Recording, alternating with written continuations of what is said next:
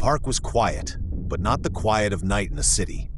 It was the quiet that stretched and curved around every tree and rock, the kind of quiet that felt like it was breathing in time with you. I had been a volunteer night ranger for almost a year, and I thought I knew what silence in the wilderness meant. But that night, I realized silence could be a predator. The day had been uneventful. The other rangers had left before sunset, leaving me alone with the ranger station at the edge of the northern woods. The station itself was a small, weathered cabin, its peeling green paint blending almost seamlessly into the forest backdrop. A single flickering lantern cast long, uneven shadows across the room, bouncing against the walls lined with maps, old binoculars, and weathered wildlife posters. The air smelled of pine and the faint musk of old wood. I was cataloging wildlife reports from earlier in the week, jotting notes into a ledger by the dim light when the radio crackled. It was standard protocol to keep the frequency open, but the general guideline was clear: no responses after midnight, unless it was an emergency. The park ranger, Sam, a stoic, graying man with eyes like flint, had made the rule repeatedly clear. The radio isn't for casual chatter after 12, he had said. Not for anyone. Just listen, never answer. I glanced at the clock. 11:59. Almost midnight. The static hissed and popped, and then a voice so faint I almost convinced myself it wasn't there whispered over the line, "Hello?"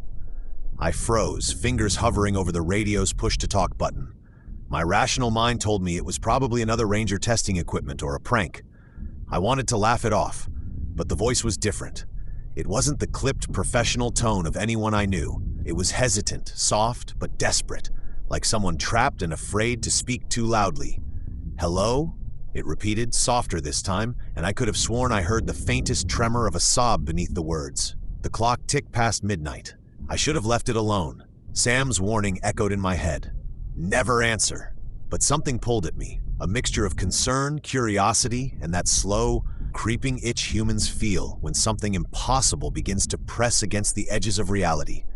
My thumb pressed down on the button. "This is Ranger." My voice trembled slightly as I spoke, though I tried to keep it steady. "Who is this?" Nothing but static. And then a single word, "Please." My stomach nodded. I pressed again. "Please? What? Who is this?" Silence. I leaned back in my chair, a cold draft slithering along the back of my neck. The forest outside was black, the trees swaying softly in a wind that didn't seem to reach the station. Even the usual sounds of nocturnal animals were absent, as if the park itself had paused, waiting. I shook my head, trying to shake the unease. It was probably just someone messing with the radio, maybe a prankster from the nearby town calling my station for a laugh. But then I noticed something else: the forest. The way the shadows moved, slowly, almost deliberately, just outside the range of the lantern's glow. Shapes shifted in the periphery of my vision, long, thin limbs of trees swaying, or something else mimicking them. I glanced at the radio again. Another whisper, "Help them." It wasn't my imagination this time. The voice was clearer, closer, though I still couldn't locate it. My heart started to hammer, a fast, uneven rhythm that seemed far too loud in the quiet room. I felt my hands grow cold. I told myself to cut the radio feed, to follow the rules, to ignore it. But the word "them" reverberated in my mind. Them? Who? What? The rational part of my brain was screaming, "This is just someone playing a prank, a stress response from being alone at night." But every instinct in my body told me I was wrong. Then, unexpectedly, a third voice joined. Softer, darker, almost a whisper within the whisper. "They see you." I nearly dropped the radio.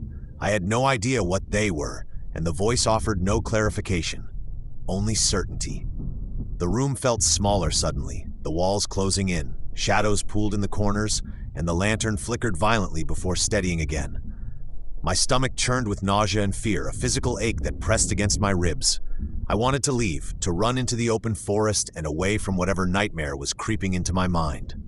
But the thought of leaving the station, alone and unarmed, filled me with a terror I couldn't name. The voices came again, overlapping now, speaking faster and louder, yet never entirely coherent. Words tumbled out in fragments. Trapped, can't leave, don't look, it follows them, please. The radio static wasn't just sound anymore, it felt alive. A subtle vibration hummed through the cabin walls, a low pulse that seemed to originate not from the equipment, but from the very floor beneath me. I slammed my hand against the desk, trying to ground myself, to remind myself this was just sound waves, just my imagination. But the more I tried to reason it away, the more insistent the voices became, layering themselves over each other until it was impossible to discern where one ended and another began. I began to speak again, almost pleading. Who is there? What do you want from me? And then silence, absolute, suffocating silence. I exhaled shakily, my heart still hammering. I told myself I had to shut it off, had to put the radio down and stop this. But curiosity, some darker, compulsive part of me, made me leave it on. And as if in answer, a single phrase came, so soft I almost missed it. You shouldn't have. It wasn't a threat. Not exactly. But it felt inevitable. Certain, like the world had shifted and some unseen weight had pressed itself onto the edges of my existence. I checked the clock. 12:17 a.m. Everything looked the same. The forest, the station, the familiar maps and lantern. And yet nothing was right. My reflection in the window looked pale, worn. My hands shook. My mind clung to the idea that this was just anxiety, that maybe sleep deprivation or stress was playing tricks on me. But then the radio hummed again. And this time, it didn't speak in whispers. It called my name, not once, not twice, but slowly, drawn out, echoing from the static as if the air itself had learned to speak. Michael? Michael. I dropped the radio. The room felt suddenly hollow, like the walls themselves had retreated, leaving only me, the flickering lantern, and the forest outside. The shapes in the shadows had grown bolder, moving along the tree line with a slow, deliberate rhythm. Whatever it was out there, it was waiting, watching, learning. And I realized then, with a creeping dread that settled into my bones like ice, that I was utterly alone. Not just alone, but observed, connected to something I couldn't understand, something that had been patiently waiting for someone to answer the radio after midnight. And I had. I didn't know it yet, but nothing, not the rules, not the protocols, not the ranger's warnings, would save me from what was beginning to crawl along the edges of my mind. The first wave of hopelessness hit like a physical force. There was no way back, no call for help that would be answered. I was alone, and whatever this was, it didn't just live in the forest. It lived in the sound, in the vibrations of the cabin walls, in the static that refused to die. I sat down heavily in the chair, eyes locked on the radio, waiting for the next message. And it came, simple, single, terrifying in its economy. Don't sleep. And then the static swallowed the cabin, leaving only the pulse of darkness pressing against my chest. I realized then that whatever had begun would not end until it had broken me. And perhaps even then it wouldn't stop. I didn't sleep that night. Not even a single minute of the oblivion my body craved.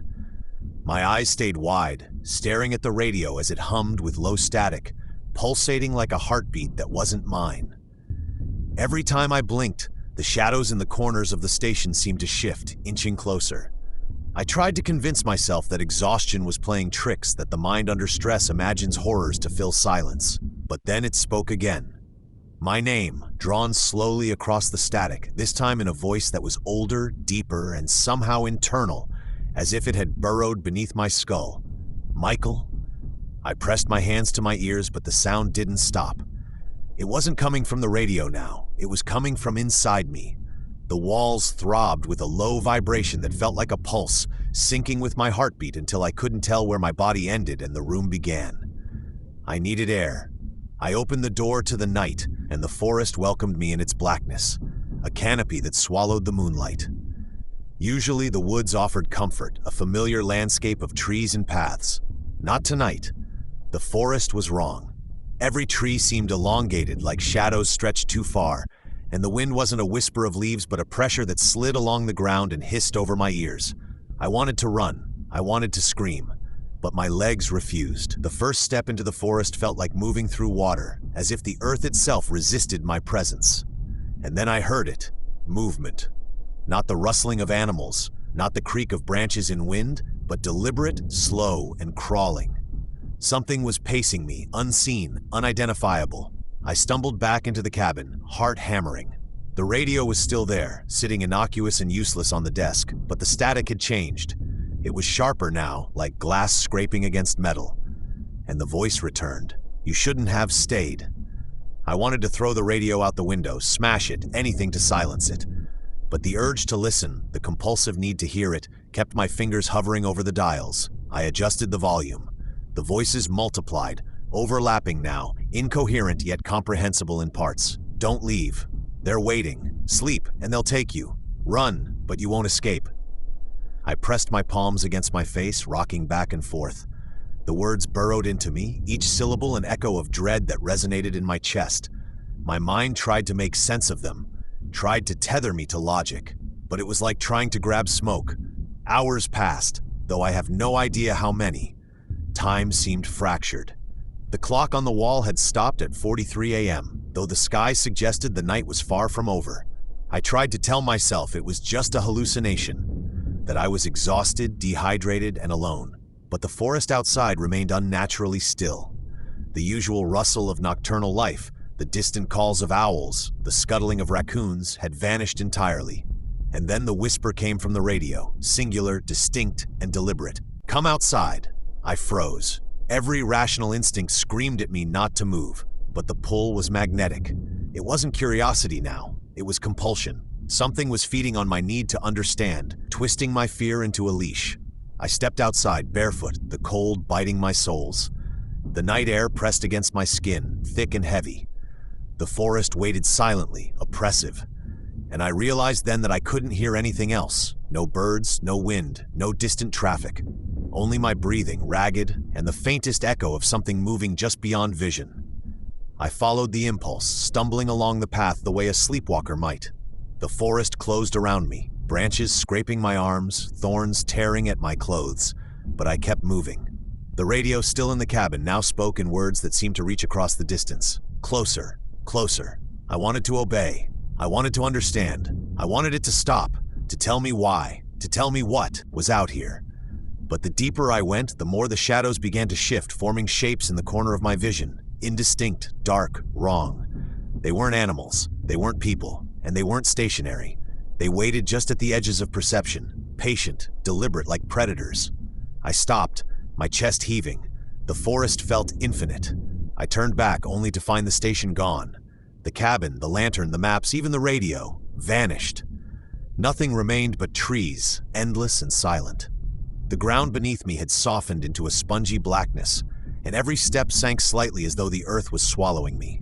Panic surged. I ran blindly, branches clawing at my face, roots tripping me. The shadows moved faster now, dancing at the edge of my vision. Every step I took seemed to extend the forest, as if I had entered a place that expanded with my fear. And the radio, or something like it, called to me again. Only this time, it was inside my skull, a static-laden mantra repeating over and over, "Don't sleep, don't sleep, don't sleep." Hours or maybe minutes passed. I no longer knew. The forest had no edges, no landmarks, only the shifting, patient darkness. I couldn't stop, I couldn't turn back, I couldn't rest.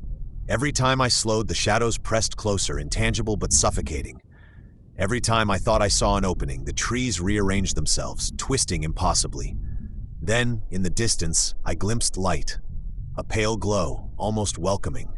Relief surged through me and I ran toward it, and the forest responded. The shadows surged in unison, a tide of blackness, and the light flickered once, twice, and vanished. I screamed, a raw, hollow sound swallowed immediately by the trees. Then silence, absolute, suffocating, eternal silence. And somewhere impossibly close, the radio whispered one final phrase, calm and definitive, "Forever." The forest had no end. I realized it fully in that moment, standing among trees that twisted impossibly toward the sky, their branches forming jagged cages above me. My legs ached, my lungs burned, and my mind felt like it had been frayed into threads of static and fear. Every direction looked the same. Every path led deeper. The light I had seen, that cruel mirage, had vanished, and with it, any hope of escape. The radio was still inside me. Not on my shoulder, not in my hands, inside my skull. The voices pulsed with every beat of my heart. Don't sleep, don't sleep, don't sleep. Sleep wasn't an option. I understood that now. Not because I wanted to stay awake, but because staying awake was the only thing keeping some part of me tethered to reality. And yet, even my waking mind felt fraying. Thoughts looped on themselves. My own voice echoed in my ears, answering questions I hadn't asked, repeating words I hadn't spoken. I stumbled, and the earth beneath me shifted. The ground felt alive, soft, almost pulsing beneath my feet. Roots snaked upward like fingers, twisting around my ankles, tugging, binding. I pulled free, but the sensation lingered, a crawling pressure under my skin. My reflection in a puddle, black water like ink, showed someone I didn't recognize. Sunken eyes, pallid skin stretched too thin over my cheekbones, and behind me a shadow moved that did not belong to me. I ran again. Hours? Days? I had no idea. Time was meaningless. Every step led me deeper into the forest, which had grown into an impossible infinite cathedral of trees. The radio, the whispers, the pulse of static inside my head, they were constant companions. They spoke only of waiting, watching, and fear.